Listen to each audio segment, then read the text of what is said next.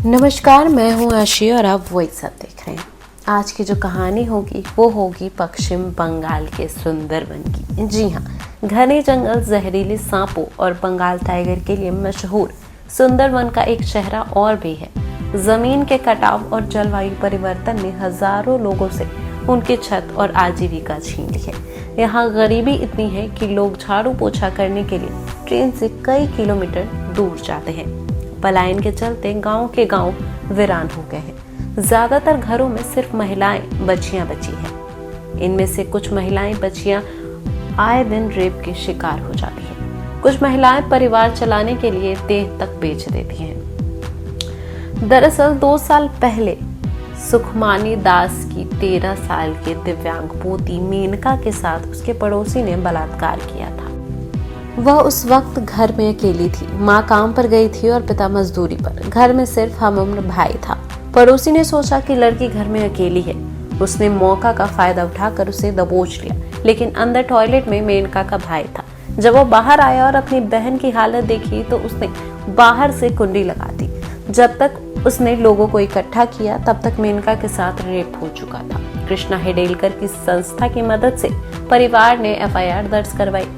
मेनका ना तो बोल पाती और ना ही चल पाती है। उनकी माँ इंसाफ के लिए उसे गोद में उठाकर अदालत और पुलिस स्टेशन के चक्कर लगाती रहती है। मेनका की माँ कहती है, मुझे दुख है कि इस वजह से उसका स्कूल छूट गया। 3 साल से वो पढ़ने नहीं जा रही है। 8वीं के बाद से मेनका की पढ़ाई बंद है। बलात्कार के कुछ महीने तक तो उसके पेट में लगातार दर्द बना रहता था।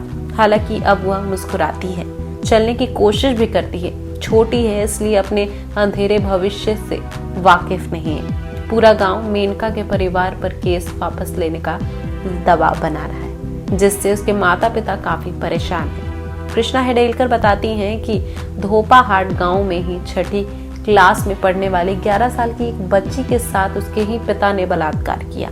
वह उनकी माँ को बांधकर घर के सामने वाले तालाब में खड़ा कर देता था। किसी तरह से एक दिन बच्ची ने खुद पड़ोसी को सारी घटना बताई। कृष्णा की संस्था की मदद से पिता को सलाखों के पीछे पहुंचाया गया। कृष्णा लगातार ऐसी कहानियां बता रही हैं। वो कहती है कि जलवायु परिवर्तन ने इस इलाके की औरतों की जिंदगी नर्क बना दी है। उन्हें दलालों के हाथ बिकने पर मजबूर कर दिया।